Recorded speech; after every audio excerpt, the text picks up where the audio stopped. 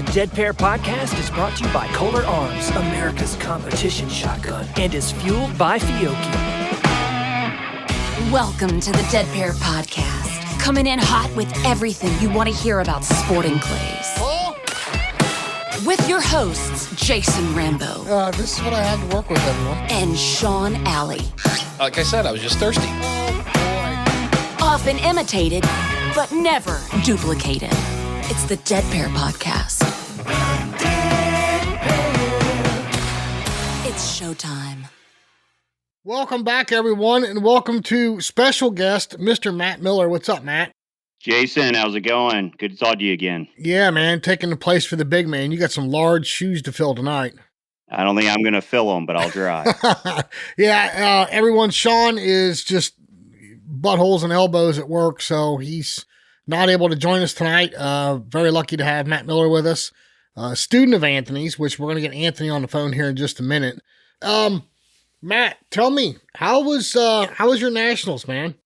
Jekyll and Hyde, buddy. Jekyll and Hyde. It was good Matt, bad Matt. Shot a couple of main event courses as well, like yellow and red. Shot that well. Shot K-Cup pretty well, but just wasn't consistent enough to come back with the results I wanted and to achieve the goals I'd set. But yeah, great time. And the stretches I shot well. So I'll just take that and have a little fire in my belly head into the off season and get ready for the prep for 2026. There you go. I guess I should have started with this. Anybody that doesn't recognize Matt's name, we actually did a podcast with Matt. I don't remember which episode it was. Matt hails from Georgia, phenomenal masterclass shooter, awesome shooter.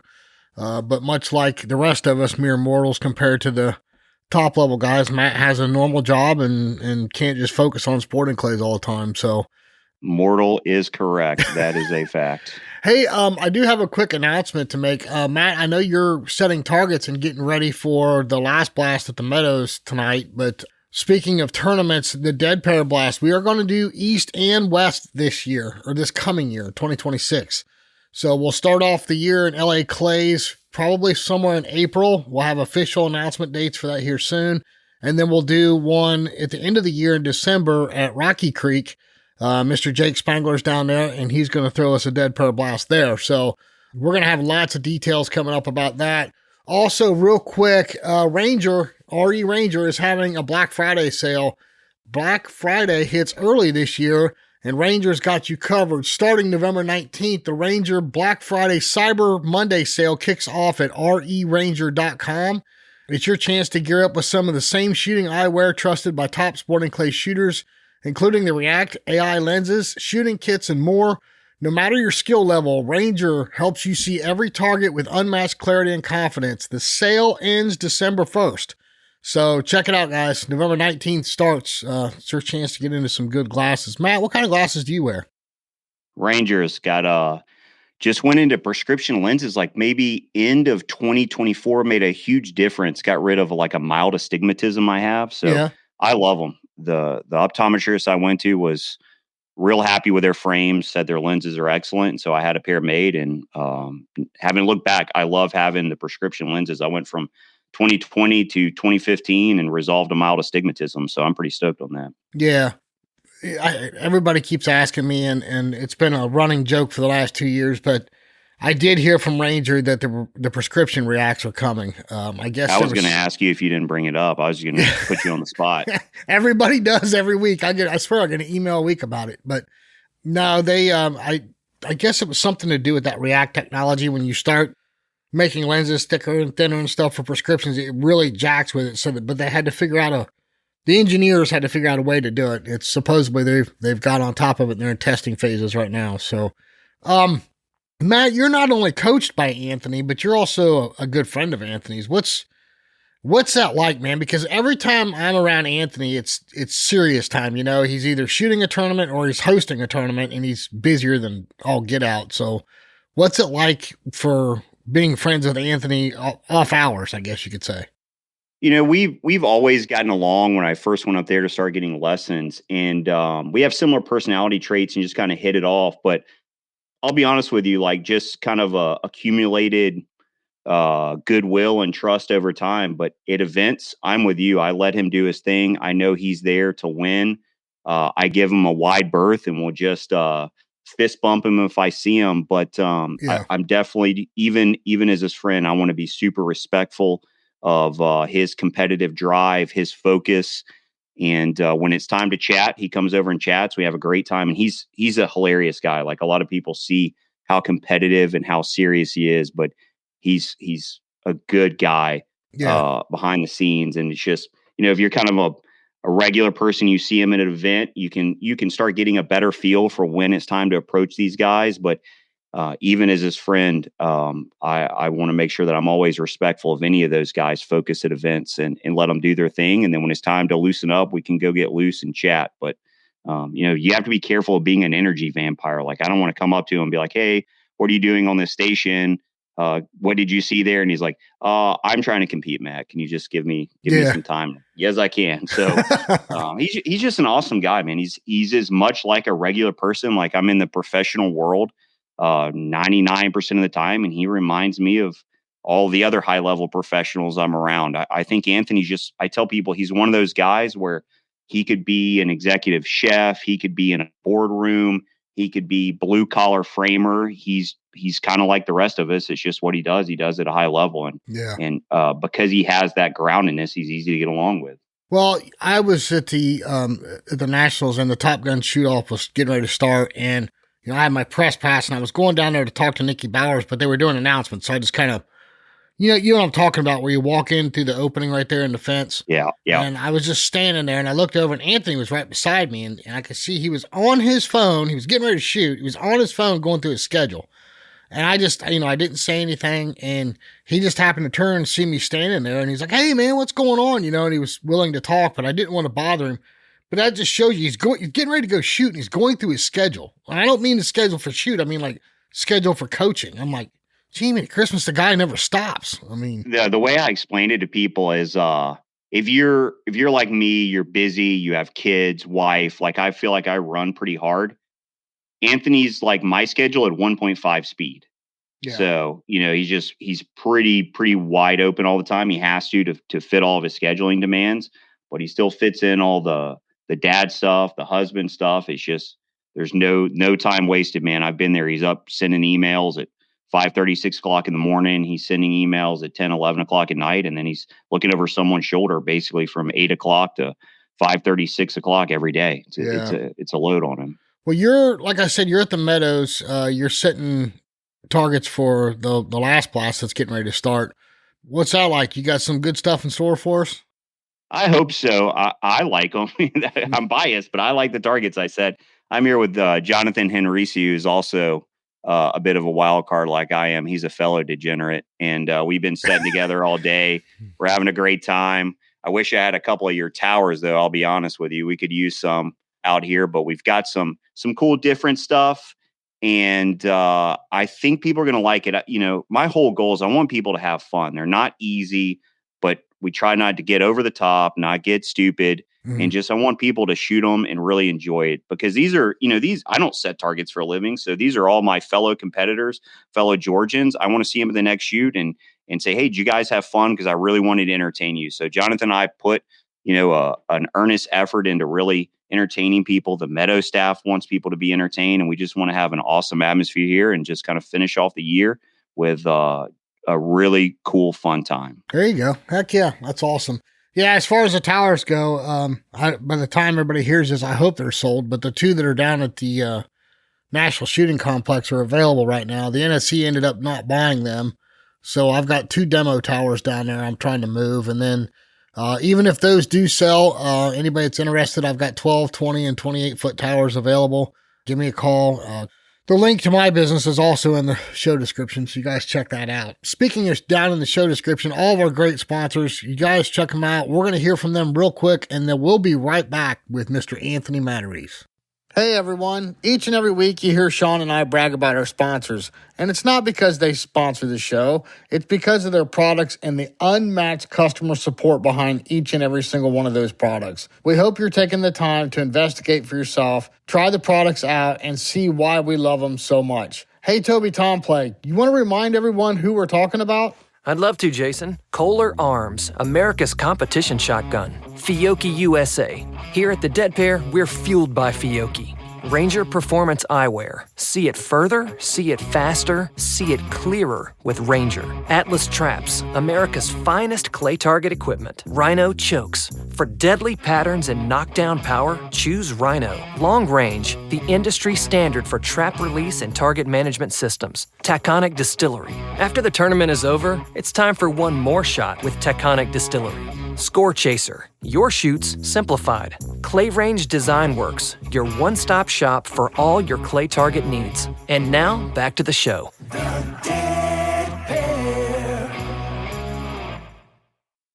All right, everyone. Welcome to the show, Mr. Anthony Matarese Jr. How are you, Ant? Doing well.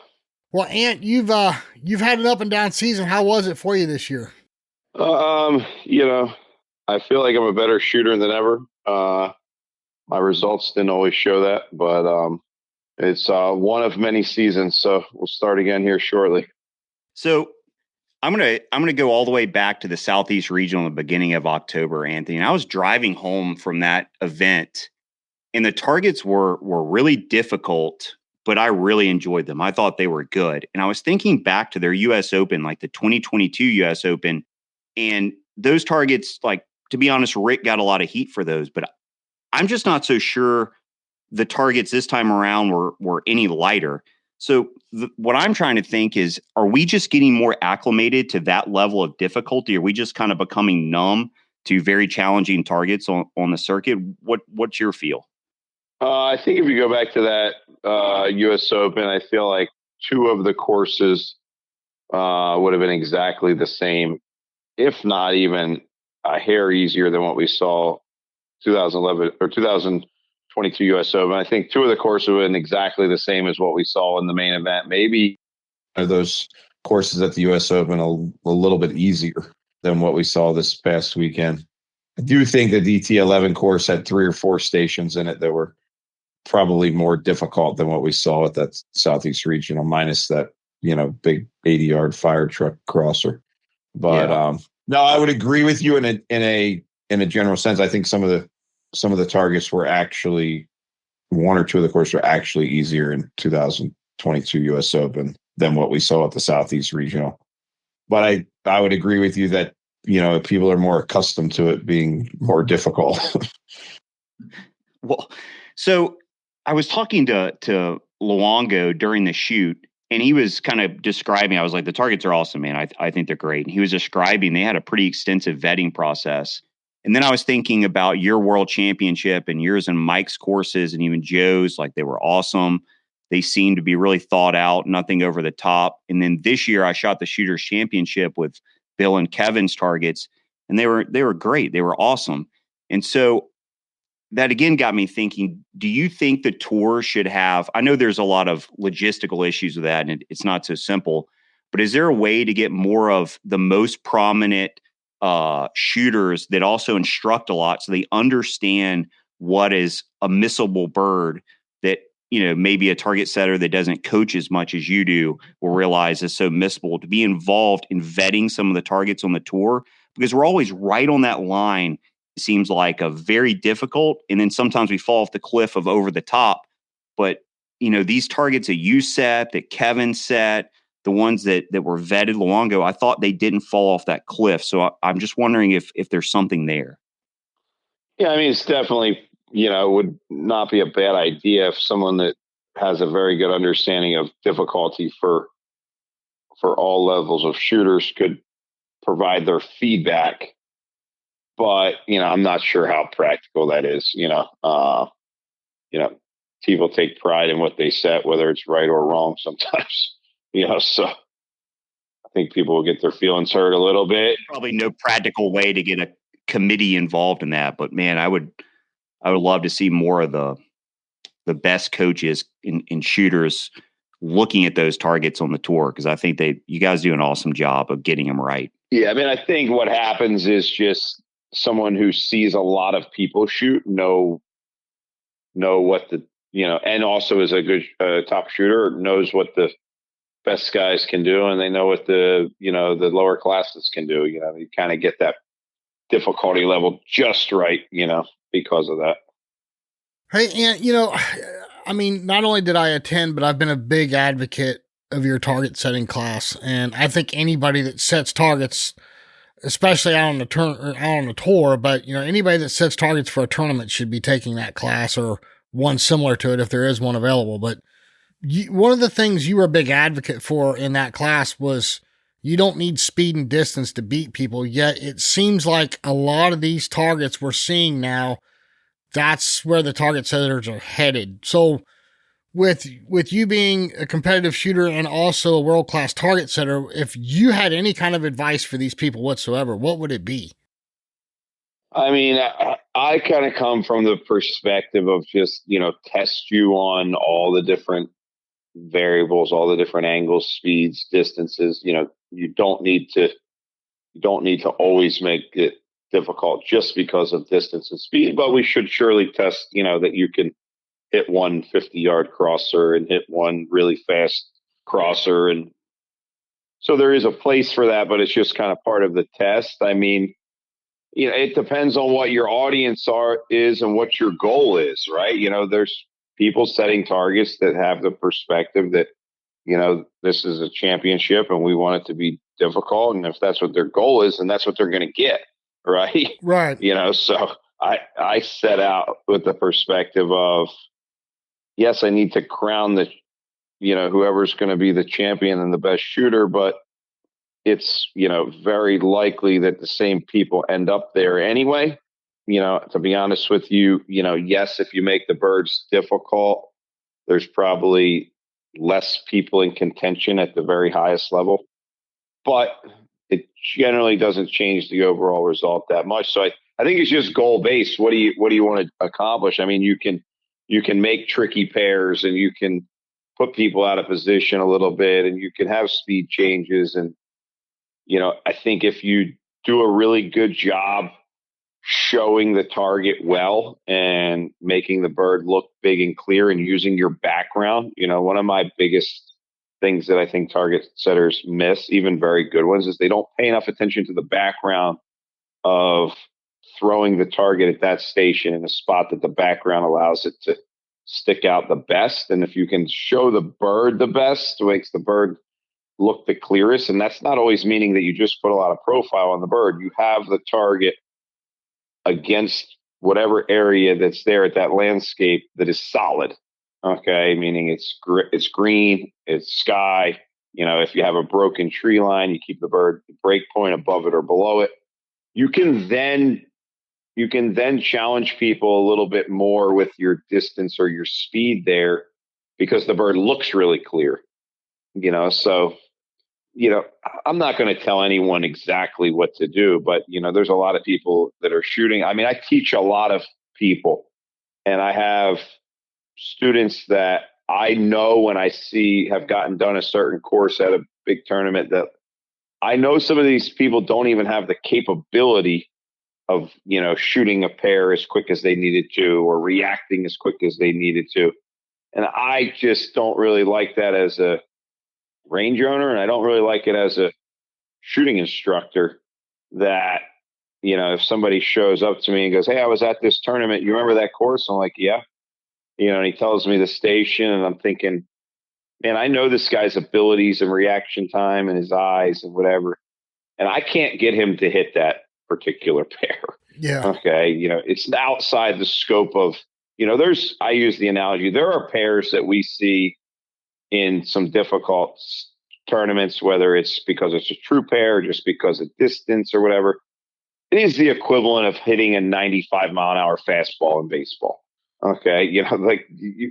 There is a large percentage of the people that have zero chance of running the station despite a unlimited amount of training and coaching. Now, I think there's a limited number of those stations that we see, but there are some of them, every year in big tournaments that I don't necessarily like that for those people. Okay. Yeah. Because that guy's a student of mine and he's trying to do the best he can in the class that he's in or the concurrent that he's in. And I would like the station to be attainable for everyone, considering everyone is shooting it. We're not at a point in our sport where our pro squad has their own course, right? Right. We're far ways from that. In terms of that being practical on many levels.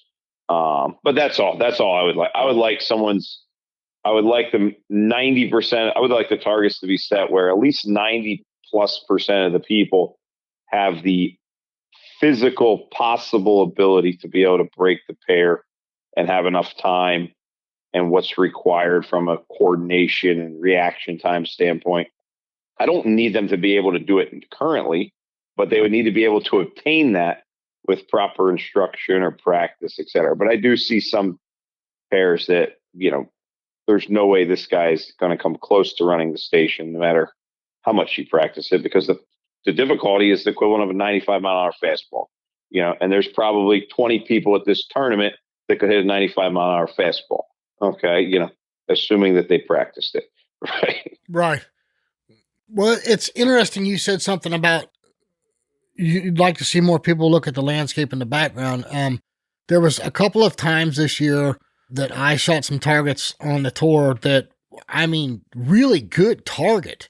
The problem is they had an all black target that was going through the trees and then popping out in the sky, which makes sense why they had an all black target, but there was a short window in the sky. And if they would have ran like yourself, like you like the orange dome with the, the black ring when it's transitioning through a landscape like that, if they would have done that, I could see the score being a little higher on that station because you just couldn't see it until it popped out. And then you had a short time in the sky. So I understand what you're talking about. I think, sometimes it's not just tweaking the targets or tweaking the set of the target, but tweaking the actual color to the background, right?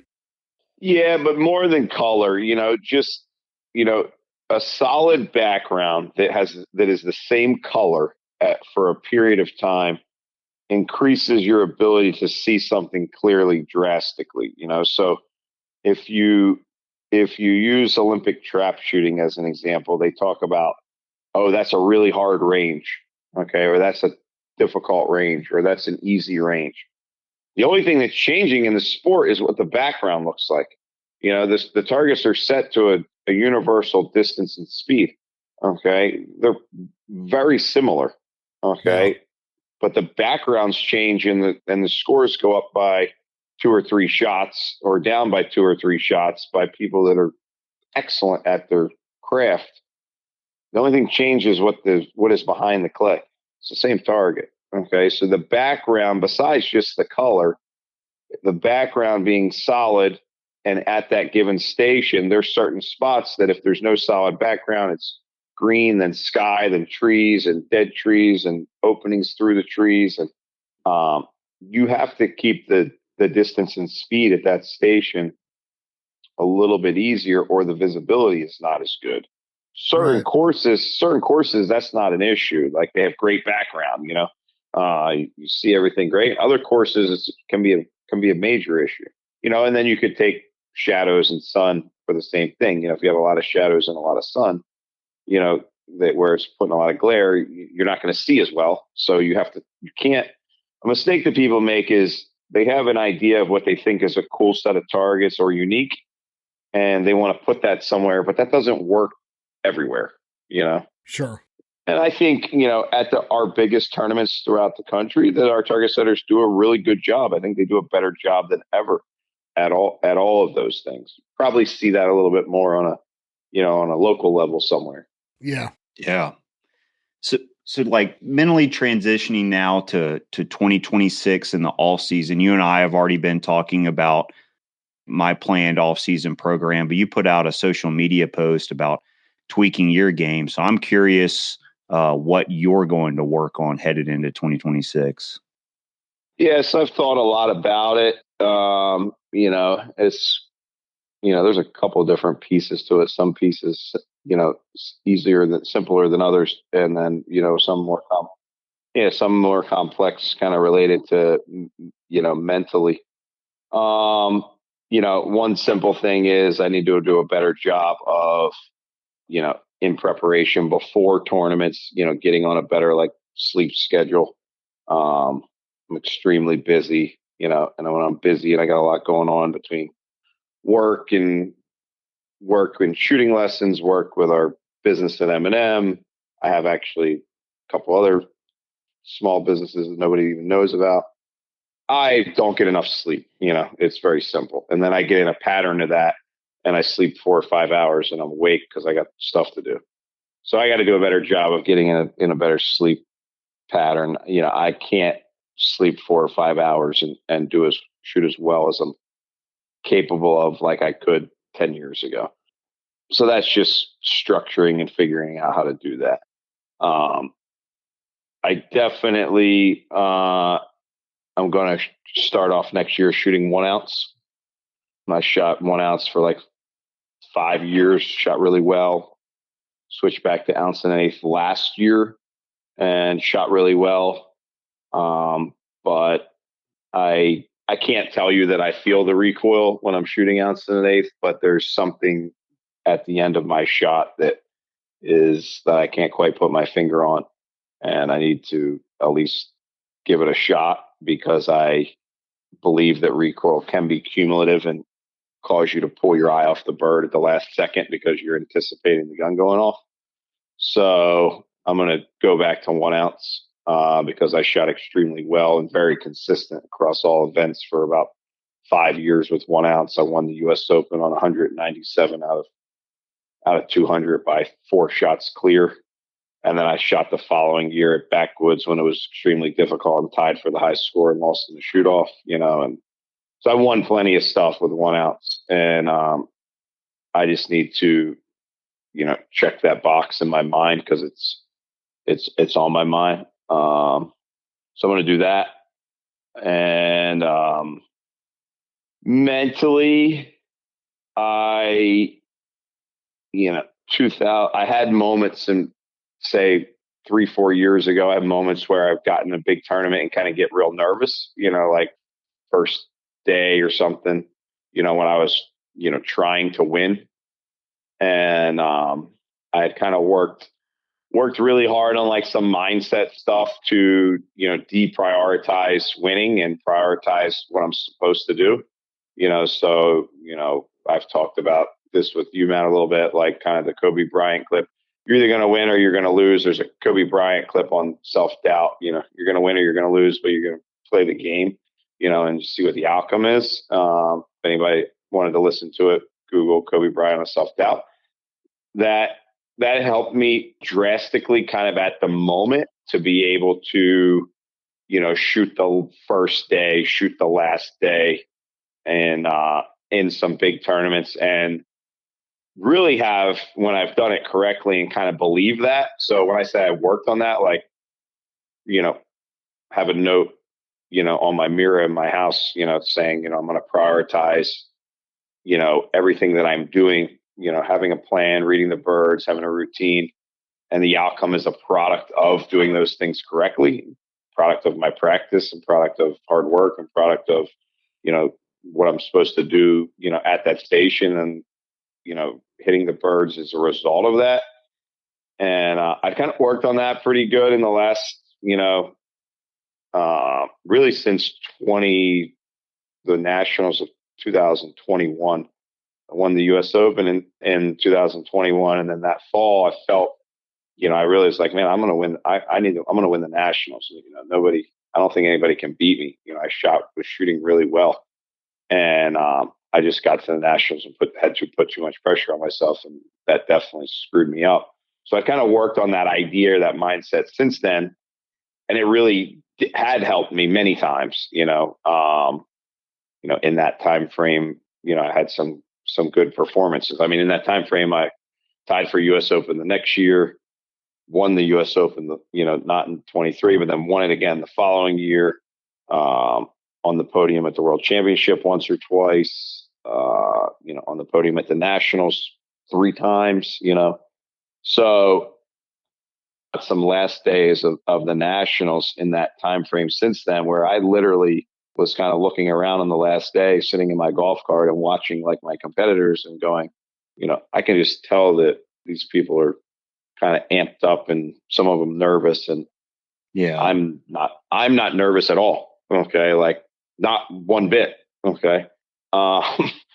I've convinced myself that I'm here to shoot the targets, and, the result's going to be what it's going to be, so it's helped me for sure. I've won a lot of stuff since I've kind of, put that mindset piece to use. What I realized this year at the Nationals was I got to a couple hard stations and I shot them well, especially there was like a backup and there was people watching, and, people were missing on a harder station, particularly one I remember on Orange, very well. And I hadn't really shot that well in the beginning of that course. And I shot that station and did well, and I'd watched tons of good shooters shoot it and no one did great. And when I kind of got out of the cage there, I had a completely different adrenaline than I had for the whole, 20 some stage, 25, 26 stations I had shot before, prior to that in the main event. And when I stepped out of that station, I was like, wow, I used to have that a lot. Okay. That's partly what's missing. Okay. I haven't felt like that, I think I felt like that a little bit at the World Championship this year when I was in a good position. But so it just kind of dawned on me that I have prioritized what I'm doing so much and deprioritized winning, that I think when I deprioritize winning, I lose a little bit of the fear of missing, or the fear of losing. And with fear comes adrenaline. And I think my peak performances, are somewhere where I care, a little bit more about winning than I've been caring about winning. So if I lose next year, it's going to be because I'm too nervous, because I'm going to tip that balance way back the other way, so I'm going to set out to win every tournament, and not going to set out to prioritize what I'm doing, and see what that does with my balance of kind of just the adrenaline of kind of, I think it's fear-based. The reason why I needed before to balance it back towards process was because I was afraid of missing and afraid of losing. Okay. If I had tended to go there to win, and I kind of balanced it out and did real well and won some stuff. Right now, I've tipped that balance too far for sure. But I think it's also a factor of kind of where I am in my life. So, I am much busier now than I was then. I have 4 kids. Then I had 3, and, none of them were doing sports. Now I have 4 kids and 3 of them are doing sports. My businesses are busier than ever. I have more obligations. So I feel like when I get to an event, sometimes I'm kind of just glad to not be in the grind of life, and I need to prioritize. So if I'm not in the grind of life, I'm kind of letting up and relaxing a little bit, and I need to go there, I need to go there a little bit more, trying to win every time, and look, no, I want to win more than anybody. Okay. The only reason I had changed that was really to trick my brain, because I want to win. That's the only reason I'm still shooting competitively, because I want to win. Okay. That's it. Okay. I love my friends. I love doing what I'm doing, but the reason I'm still shooting competitively is because I want to win. Okay. And the only reason I deprioritized that was because I wanted to win too much, and it was making me nervous at times. So I need to tip that balance back the other way. And I'm pretty confident that it's going to work, because I could just tell by the way I felt on a couple stations at the Nationals that I was like, this is what I need. This is what I'm looking for. Very interesting. Kind of a long answer, but it's a very complex mental game answer as well. So there's people that definitely are listening that are missing because they're afraid of missing and afraid of losing and want to do well. What I was doing 4 years ago, they need to do. There's probably not that many people that have deprioritized result so much that they're, let's call it flat-footed, listening. There are people though listening that don't care enough about winning to reach their full potential. I would agree with that. But I'm not sure. You can. Somebody can teach you that. You either want to win or you don't. Okay. You either care that much, you either hate losing enough or you don't. Right. The other way is, we have a lot of people that are, trying not to mess up and want to do well. And the position I was in 4 years ago, where I changed my whole mindset to balance that out, and it worked. I mean, I won a lot of stuff in that time frame, but for whatever reason, that's not working right now. And I think the reason is that I'm not bringing enough energy onto the course, and not bringing enough energy onto the course. And really, to me, it's adrenaline. It's definitely like that balance between channeling the adrenaline that you get for, when you're going out there trying to compete. So that's kind of where I'm at with, what next year looks like. I've got a little bit, I got to practice my, I started mounting the gun low in my shoulder, lower in my shoulder than I should be, some point throughout the year. And I got to mess with that a little bit, but I've been mounting the gun too low on my shoulder for 25 years, 32 years actually. So, I'm not that worried about that's not why I didn't reach my potential this year. I came in second at the World Championship. If you watched me shoot and you're on my squad, I should have won the World Championship by 10 birds, between what I missed and what I'm capable of, So that's how I felt about my shooting all year. I shot really well, okay, and had almost no results that I was happy with. But, there's a little bit of traction there with confidence too, that, the beginning of the year, I shot the Jack Links Cup. First event I shot was a super sporting. I shot 94, had 2 bad stations. 1 bird I misjudged, had too much gun speed on a quartering bird, shot 94, missed that bird all 3 times. 96 was HOA. My shooting was great, and should have easily won. Lost. Okay. Shoot on the 5 stand, shoot a 99. Rabbit hops, I shoot a 99. I tie, get in the shoot off, lose the shoot off. Shoot 97 in the FITES, missed 2 birds on 1 peg, 2 singles back to back. Could shoot 99 in the second. So you change that first term of the year and win the super sporting, win the 5 stand, and win the FITES. Whole year could be different. I just never got any traction. Like, I would be working on something that would get better, and I'd screw something else up, and I shot good, consistent scores in a lot of events, but like 3 birds off of what I should be, Yeah. And I'd be 3 birds off of winning, and I feel like I should have hit 6 more, right? So it's like, so I feel really good going into next year. I'm better shooter than ever. I mean, I wouldn't want to have to shoot against me next year, put it that way. Dude, that was awesome. So I have several questions off of what you said. And the first thing I want to say is, anybody listen, this is the point where you stop and you rewind all that and you listen to it again. Because I feel like you just unpacked so much stuff you and I have talked about with dealing with fear and fear of failing. Yeah. Dude, that was awesome. So there were so many golden nuggets in there. Oh God.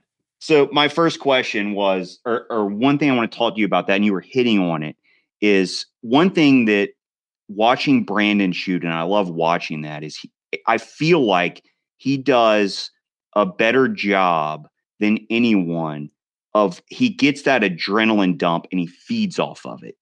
And I watch his cadence, and it's like he's getting that, that adrenaline dump is a flight or fight response. And it's like he just says fight, and that's where his mind is. And he goes up tempo and becomes so much more instinctive and reacting and like walking into that pressure and in fear, getting that dump. And I feel like I've seen some of that in your routine. I feel like you're less methodical than I've ever seen you, and watching you shoot, you're much more inclined to go up tempo, attack. You go to your first break point, you bring your eyes back to your look point, and when you hit your hold point, you're calling pull, no delay, and you're letting it go. And so I was just curious if you could talk about that, if you agree, and there's something to going more reactive, more instinctive, walking into that adrenaline dump when you get it.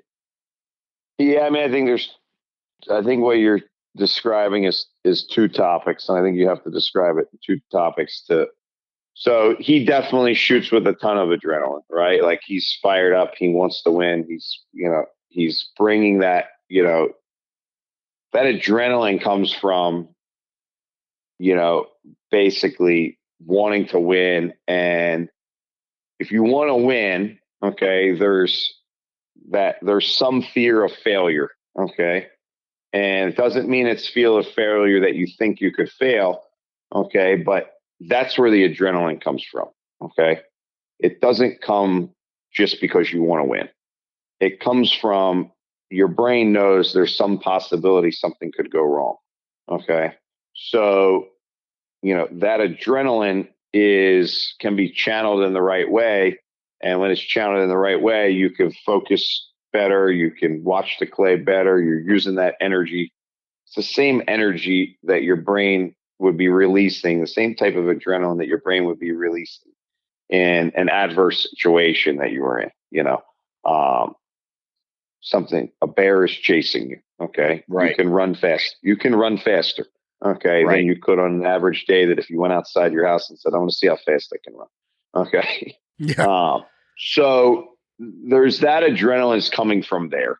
And that when used correctly and when managed correctly and knowing how to channel that can be super positive. Okay.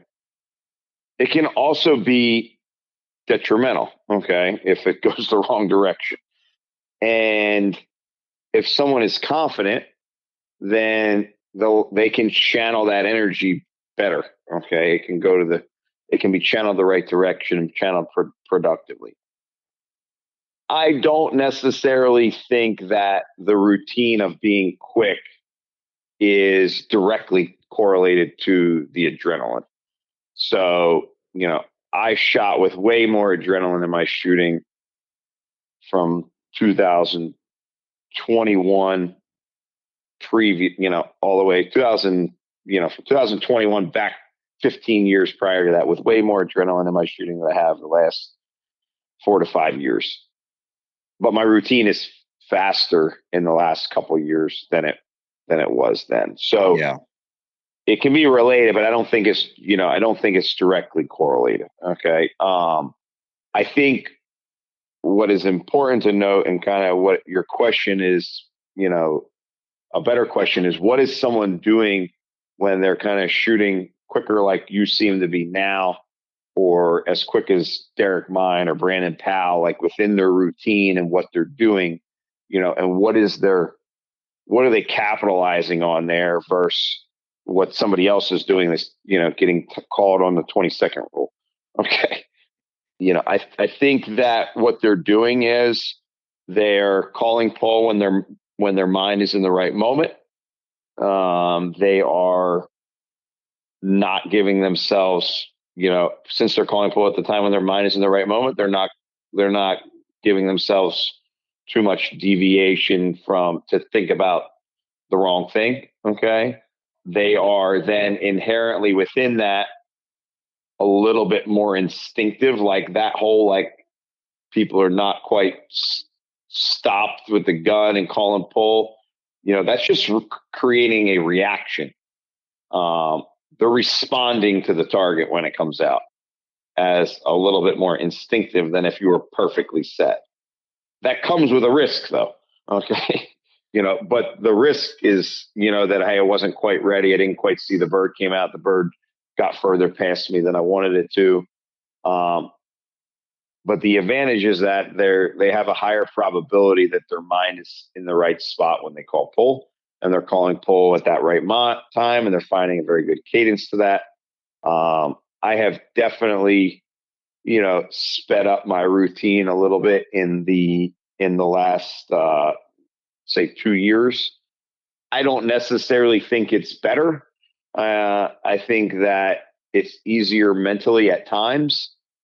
If I get kind of rolling with the perfect level of confidence and I feel really good, I'm probably going to slow it down just a hair. Because I think when it's slowed down just a hair, I make less mistakes. But I definitely have to be better mentally if I slow my routine down, for sure. I have to be stronger when I slow my routine down. I've got to be more confident and have less possibility that I could miss one of the targets.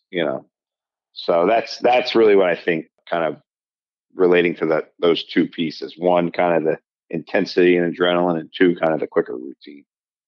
Well, Ant, I got more of a broad question about that. I mean, so you were coached by Dan Carlisle, but you don't look like Dan Carlisle when you're shooting, just like David doesn't look like Wendell, right? I mean, you've evolved from what you were taught. So I guess I've kind of got a two-part question. And one is, are the tweaks that you're referring to in your game part of the evolution of your shooting?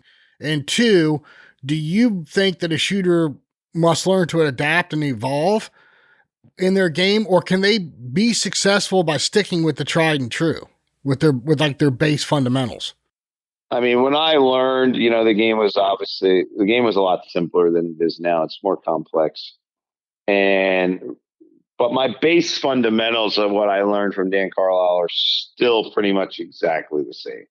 Be in control of the bird, be in sync with bird, the gun speed and the bird speed are going to be matched. And I want to see the bird well.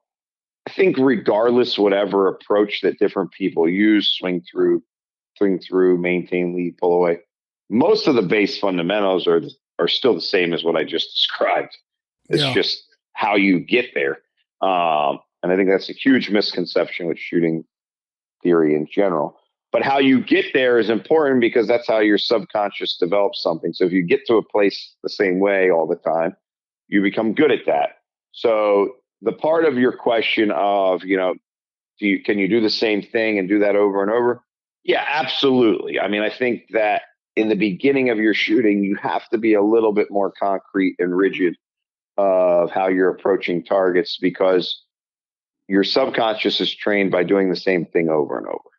Okay. So if you do the same thing over and over, your brain has a path to follow, and you're less likely to deviate through the path, off the path under pressure, if your path is more concrete. If you do a little bit of everything and you're in the learning phase, let's call the learning phase having shot, less than 50,000 practice targets. Okay.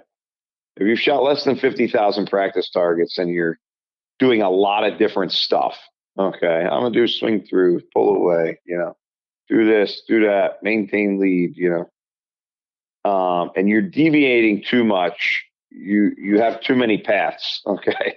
Yeah. And if you have too many paths under pressure, your brain doesn't know which one to take. So none of them are as concrete. And when none of them are as concrete, your likelihood of having mental failure is much higher. So I think that the reason that you have multiple schools of thought that have successful shooters is because you can learn in more than one way, but the repetition that you have within that way is really what's leading us to success. There are definitely methods, in my opinion, that are a little bit easier to learn. There are methods, in my opinion, that are more likely to lend the person to being in control of the target.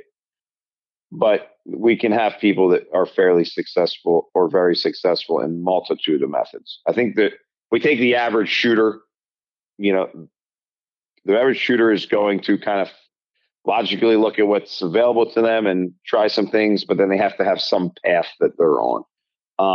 I think there are, I think being in control of the bird and moving with the bird is accomplished in pretty much every method. It's how we get there to being in control with the bird that kind of really changes. So answering your question, my fundamentals are the same, how I get there to get the gun into the position to accomplish the gun control with the gun and the bird, that has definitely changed a lot over the years. Anything that I alluded to mentally, I didn't really have any mental coaching. Okay. Pretty much zero. My mental coaching was, if you're nervous, look at the bird. If it's the first station and you're nervous, look at the bird. If it's the last 3 stations and you're straight, look at the bird. Okay. If you got careless, look at the bird. That was my mental coaching. And I think that is pretty good. Okay. It's if most people could do that in all those situations, they'd hold up mentally a lot better. Yeah. And I'm guessing he was screamed at you with some expletives. Yeah, for sure. So everything I know mentally about shooting, I learned on my own through doing it, through reading enough.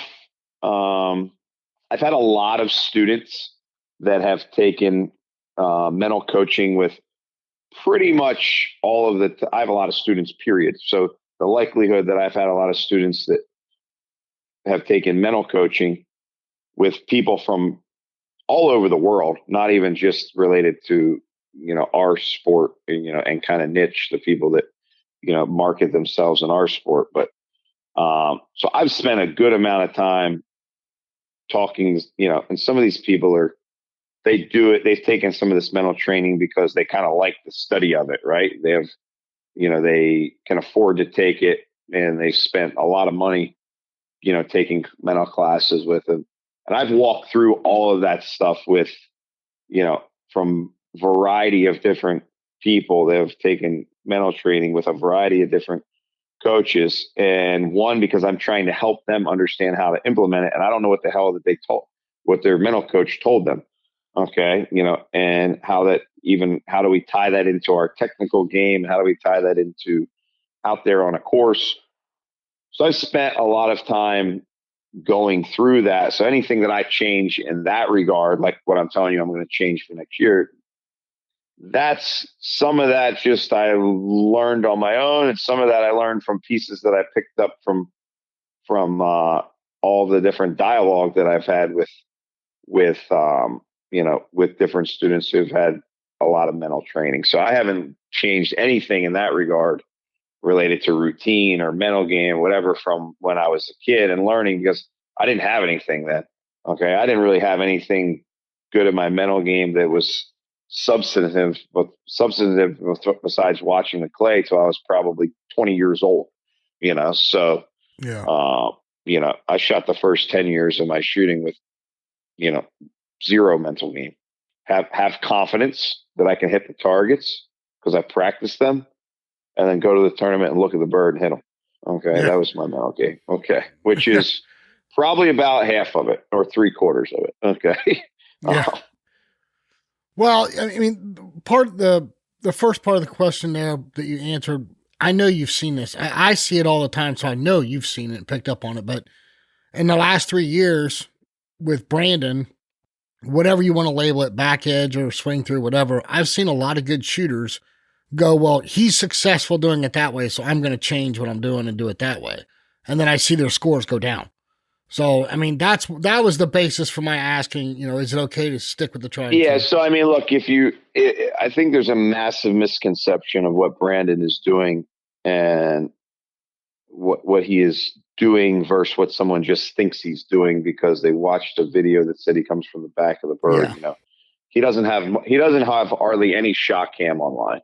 Okay. So you can't go off of just what somebody said he's doing. So he comes from the back of the bird. I shot the world championship with him. I followed him in rotation. I shot with him a couple of times in the last few years.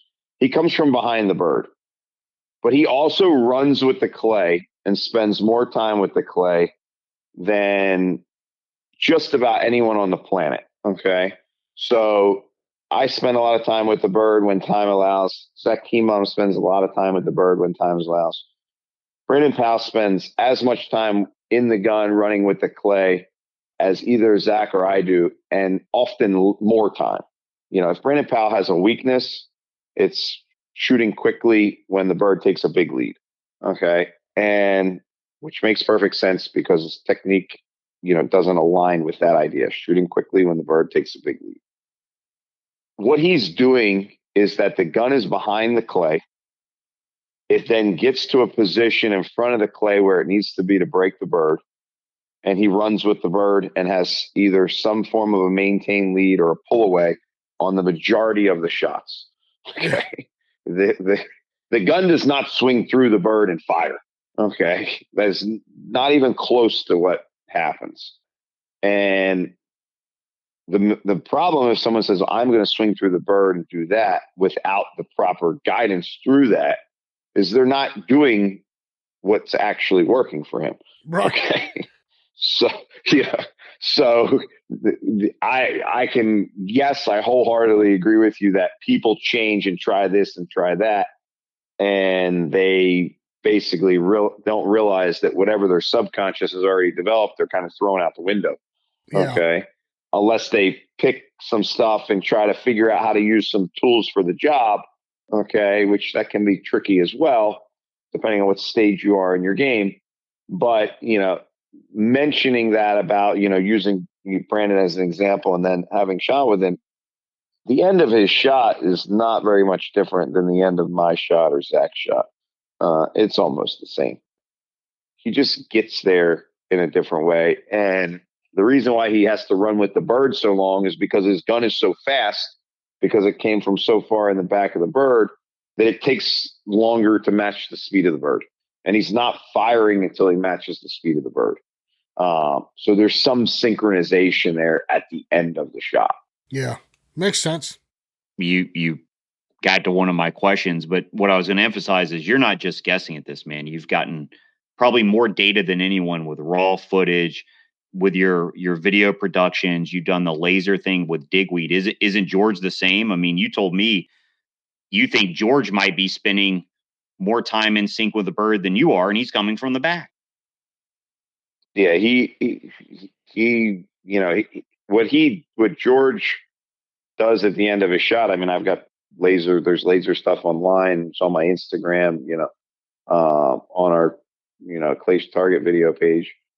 There's a lot of matching of the speed, maybe not on all the shots, but the gun and the bird are in sync at the end of the shot, so he's coming through the bird, the part that they talk about of getting the line of the bird because you come from the back of it. I can buy that,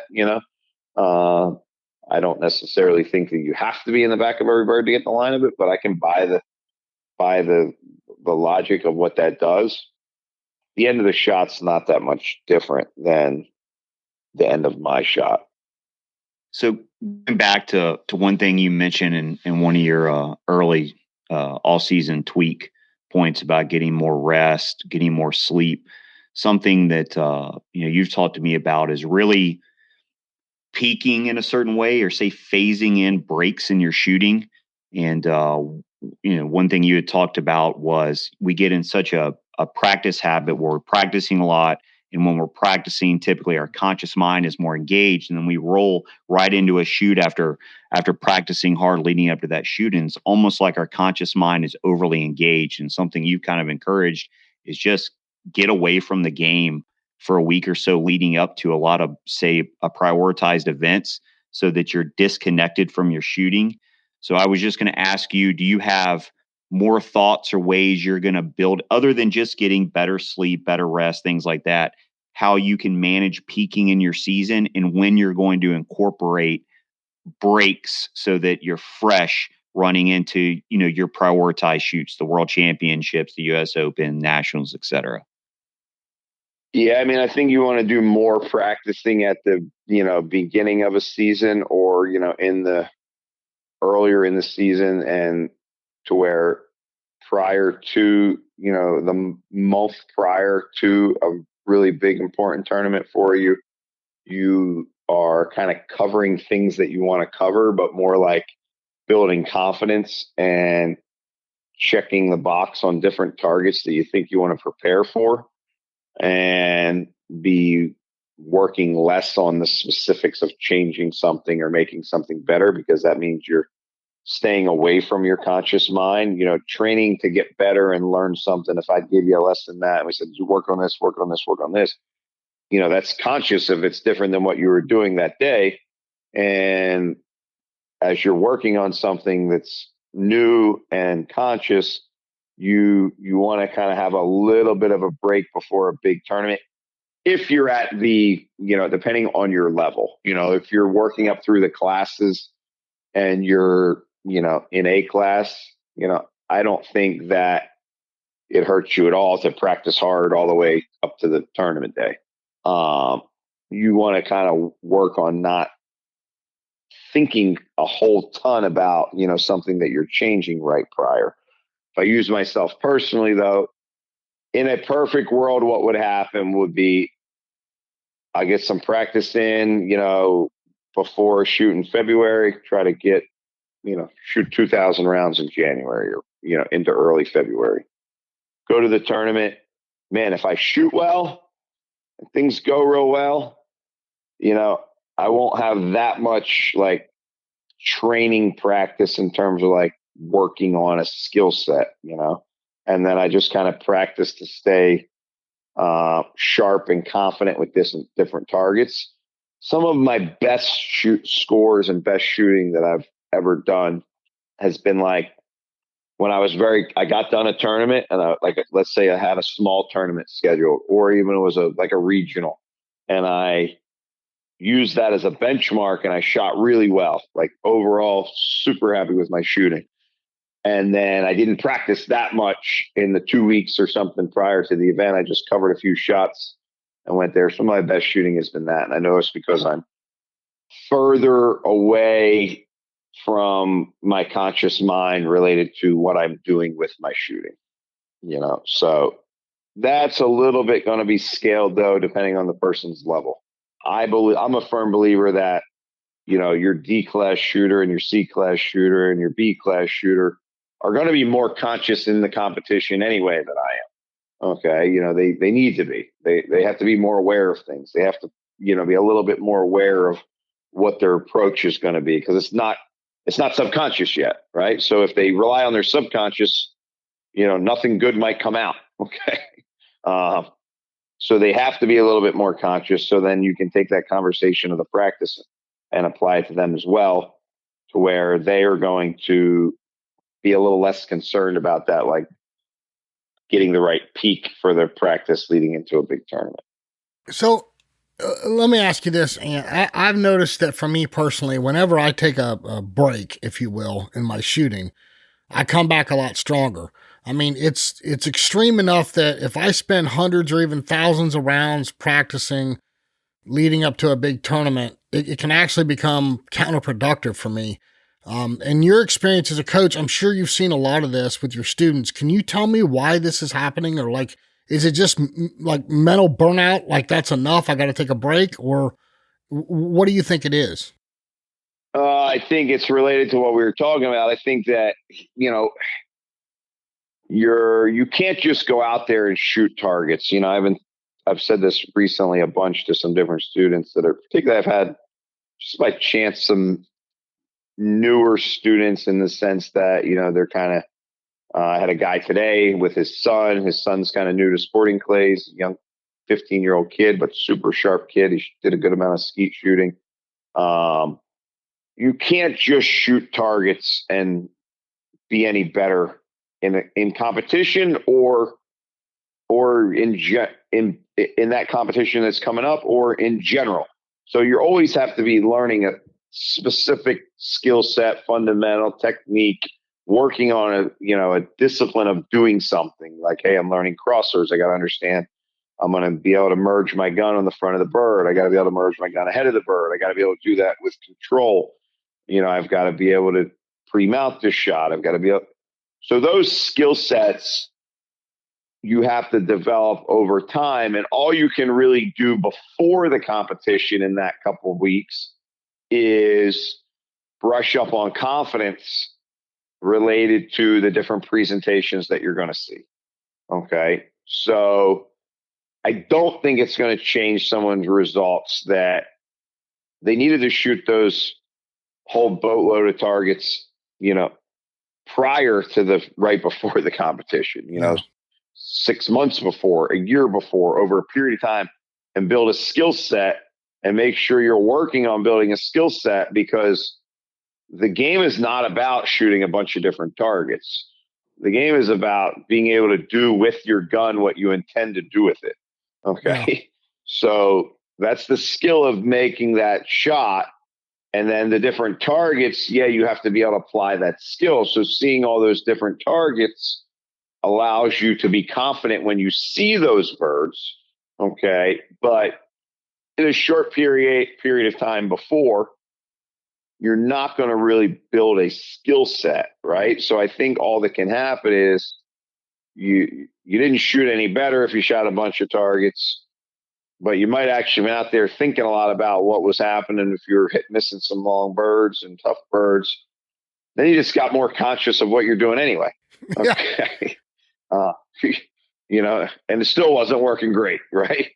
Right. So that's kind of my take on that. But I think there's a note there about, the game's not about learning the targets.